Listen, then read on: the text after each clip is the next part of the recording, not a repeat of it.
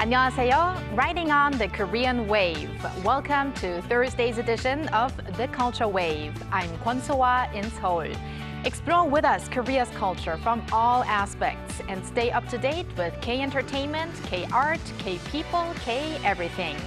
And all of that together with our Thursday co-host, Bella Kim. Hello, Bella. Hi, Soa. And hello to everyone joining us today on the Culture Wave. I'm Bella, back again to co-host.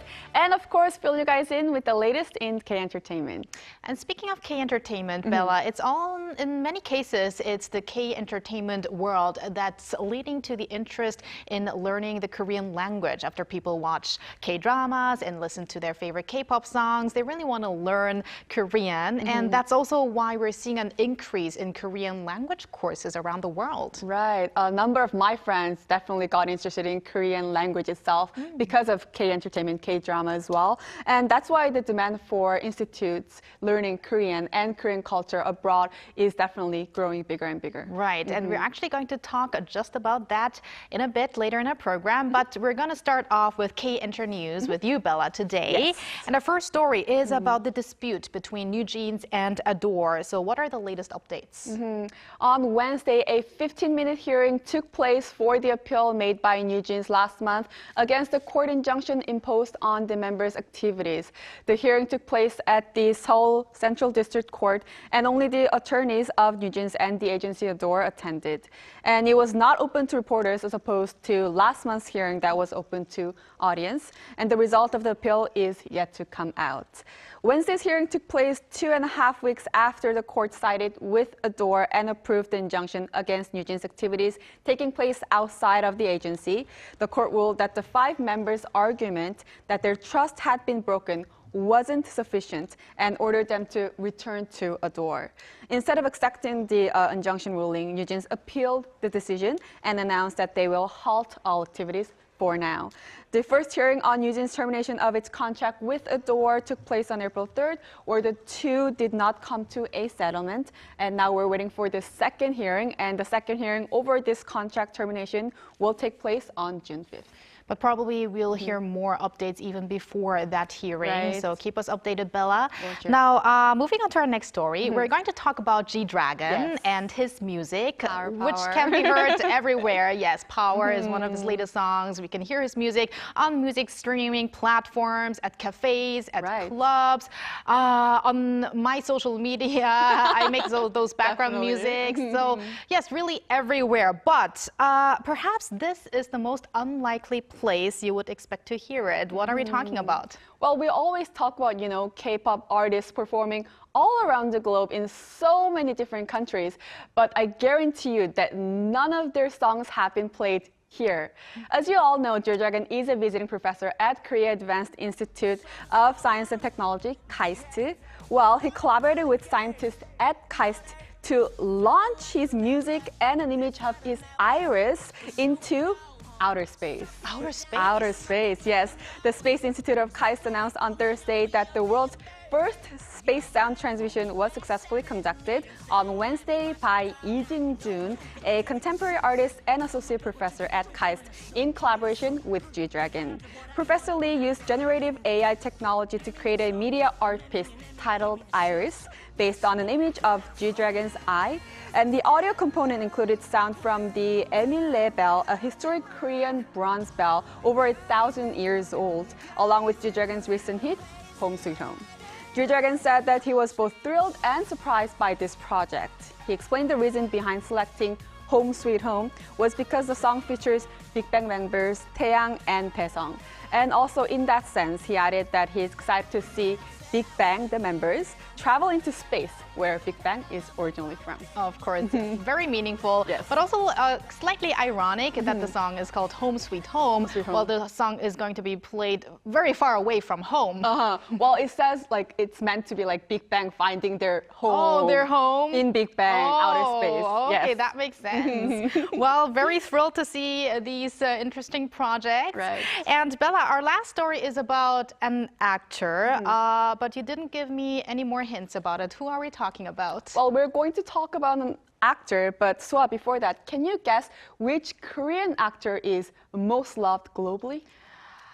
I actually think I know the answer to this Oh, really? one. Oh. And I'm going to give a hint to you and our viewers. 혹시 나 너 좋아하냐?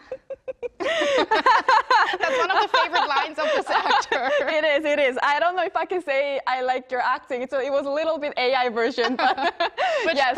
Which, by the way, means, do I like you? Yes. Maybe. Do I like you? The actor that's getting most love is Lee Min-ho. Lee Min-ho has been crowned as the most loved Korean actor worldwide, not just this year though, but for 12 consecutive years. According to the 2025 Global Hallyu Survey released by the Ministry of Culture, Sports and Tourism and the Korean Foundation for International Cultural Exchange, Lee Min-ho secured the top spot as the most preferred Korean actor globally for 12 years in a row, solidifying his status as a Hallyu star. He ranked first in all 5 continents: Asia, the Americas, Europe, the Middle East, and Africa, across 28 countries, proving his immense global popularity. And through various successful projects like The Heirs, Legend of the Blue Sea, and Pachinko, Lee Min-ho has definitely demonstrated his power. Meanwhile, Lee Min-ho is set to appear in the upcoming film Ominous and Reader, The Prophet, later this year. Oh, looking forward to that. And very impressive that he's constantly being ranked as the most beloved anchor. I almost said anchor. I meant the most beloved actor. I hope I can one day become the most beloved anchor. But you are in my heart. Oh, thank you very much, Bella. And thank you for those K-Enter updates. And stick around. Will do. And now we'll get our daily culture issues reported by our AI anchor, Ari, on standby. Ari, take it away. Hello and welcome to your AI guide to the latest cultural updates from Korea. Here's our top story. The National Heritage Service has downgraded the National Heritage Disaster Warning level from serious to alert. The decision comes 2 weeks after the highest alert level was issued on March 25th in response to massive wildfires in the Kansong region. The agency explained that the immediate threat has been resolved as the fires have been fully contained in Ulsan and across the Kansong provinces. A total of 35 national heritage sites were damaged in the wildfires, including the 1,000-year-old Gonsa Temple in Uiseong. The National Museum of Korea ranked 8th in visitor numbers last year among museums and art galleries worldwide. According to international art publication, The Art newspaper, the museum attracted nearly 3.8 million visitors in 2024. This places the National Museum of Korea as the 8th most visited in the world among the institutions surveyed.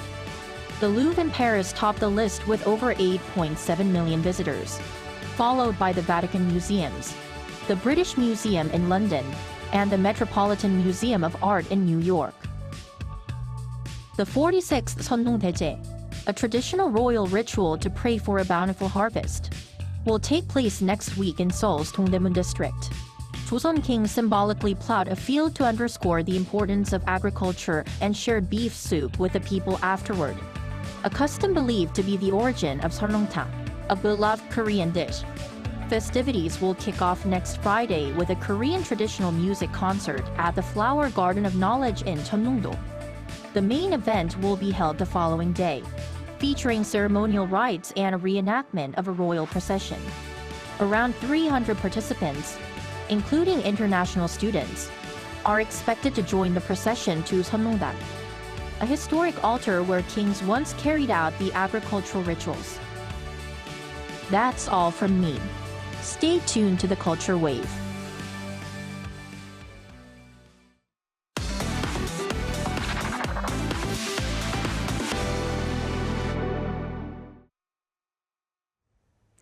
Every fan has a story to tell. This time, we're not talking about K-pop fans, but the kind we use to cool us off, known as Kulture in Korean.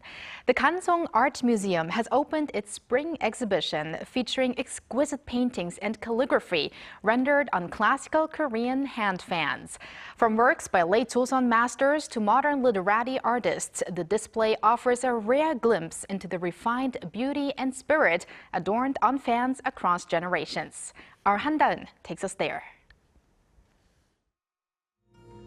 A fan painting gifted by a Qing Dynasty scholar to a celebrated Joseon literati painter Hong Yeon-ju. The delicate bamboo leaves invite viewers into the refined artistic exchanges of the era. Jiran Byung-bun by Chusa Kim Jong-hee, a towering figure of Joseon-era calligraphy and literary art, brings to life a graceful composition of orchid blossoms and mushrooms. Cho Hee-ryung's orchids whisper of changing times, casting light on the evolution of his artistic style.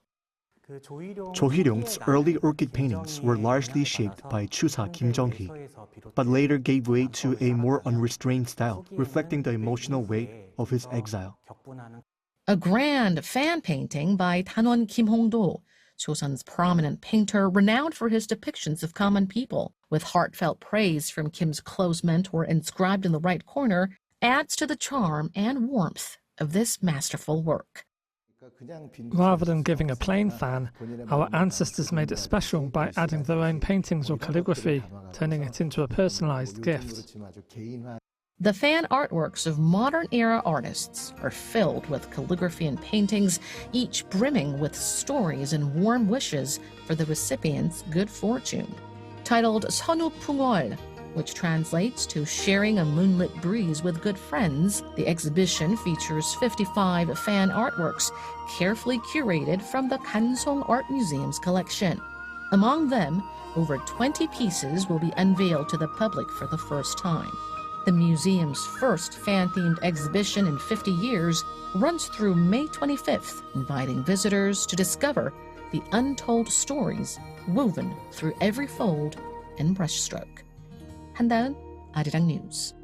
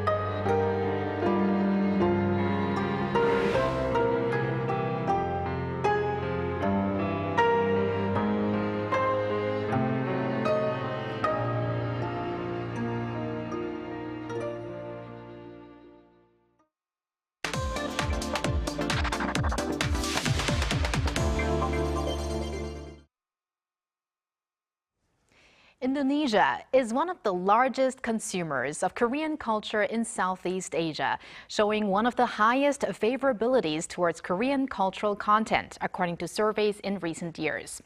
No wonder then that interest in learning the Korean language is also high. For today's Hallyu People, we connect live to Herwindi Maria Tejatmaja, the director of the Sejong Institute, Surabaya, to listen to the current status of Korean language learning in Indonesia. Hello, Herwindi. Hi, Herwindi. 안녕하세요. 저는 헬윈이 마리아 테잣마자 만나서 반갑습니다. 네, 안녕하세요. Now, first of all, Herwindi, we want to congratulate you to your King Sejong Institute having been chosen as one of the 5 best King Sejong Institutes in 2024. So, how do you feel about this achievement? Thank you. So, well, first of all, it's really an honor for us to be chosen as one of the best King Sejong Institute in the 2024 evaluation. We are so excited, so proud, and so grateful because our hard work has paid off. I would like to thank the teachers, our team Jangnim, and also the staff, and as well as the Petra Christian University and Dongso University for their support. So this has inspired us to do better in the future. Yes, definitely. And Horwindi, there's also another milestone that we want to celebrate together. KSI Surabaya celebrates its 10th anniversary this year, so congratulations.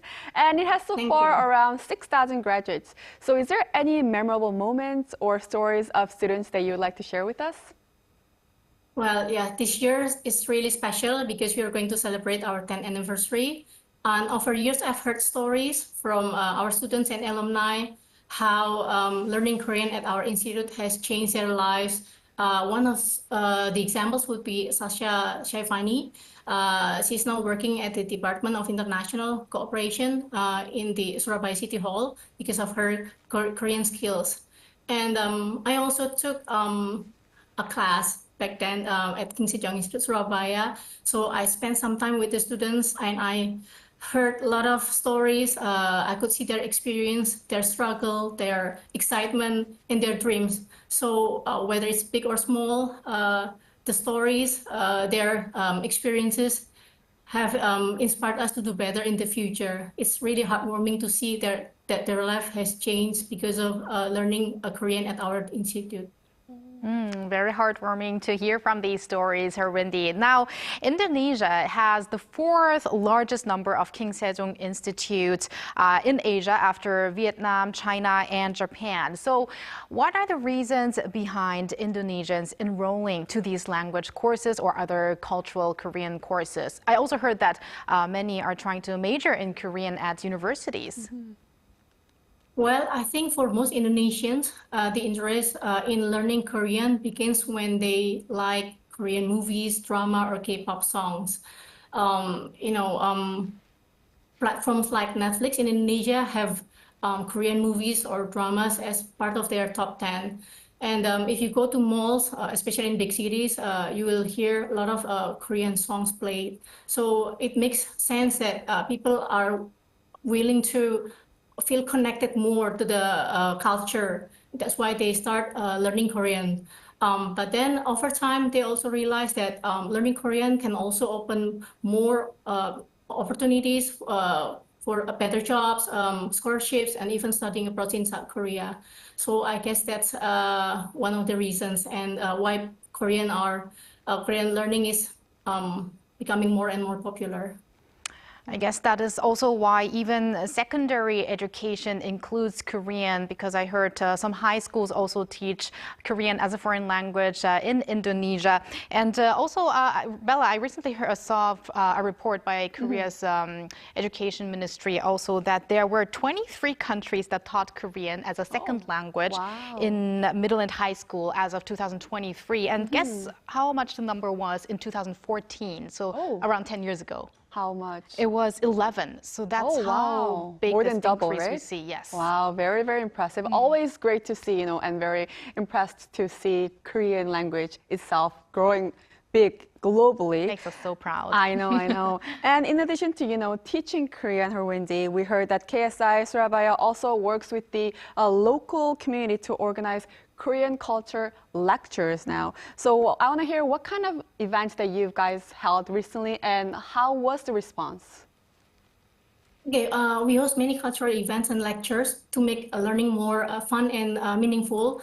But the most popular one would be Sejong Culture Academy, in which participants can learn Korean cultures from the experts directly. Cooking Korean food, wearing hanbok, learning traditional musical instruments, K-pop dance, taekwondo, and so on. And last year we just had the buchechum and samulnori. The responses have been really positive because, and it's also great to see some familiar faces who attended the programs and they are now the students at our institute. Wow. So yes, yeah, feel great about it.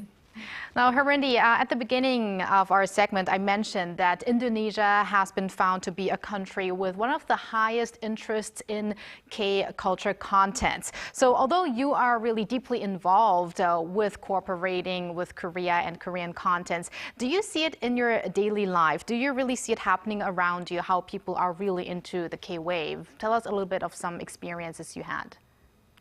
Oh, well, yes. I see that a lot of more and more people are speaking Korean phrases here and there, like 안녕하세요, 감사합니다. And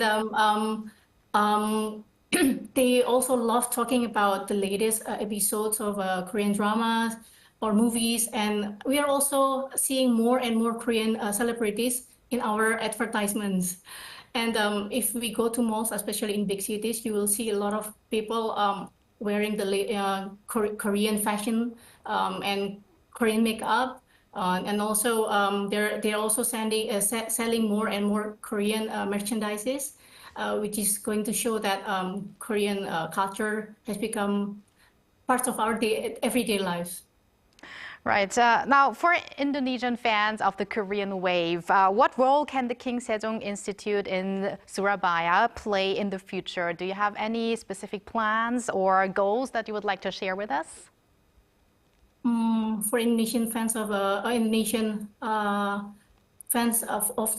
Korean wave, I really hope that King Sejong Institute Surabaya can become a place where you can learn more of the Korean language and culture. And we are going to have more and more exciting events in the future. So please stay tuned and follow our Instagram, KSI_Surabaya, because we have lots of more exciting events and programs for all of you. Great. And Harundi, before we send you off, I want to ask you, is there any upcoming K-culture related events that you guys are planning this year that you're looking forward to? Yes. In 2 more weeks, we are going to have a Korean movie day in which we are going to book the entire studio so we can watch a Korean movie together, and there will be door prizes as well. Yeah, so please stay tuned. We haven't announced it yet, but soon. And I also actually heard that we earlier talked about actor Lee Min-ho being very popular around the world, and he is also going to be in Indonesia this month, according to reports. So I guess that is also going to be huge very in exciting Indonesia. For Indonesian fans. Right. Well, thank you very much for connecting with us today, Harundi. It was impressive to hear how big the demand for studying the Korean language has grown in Indonesia.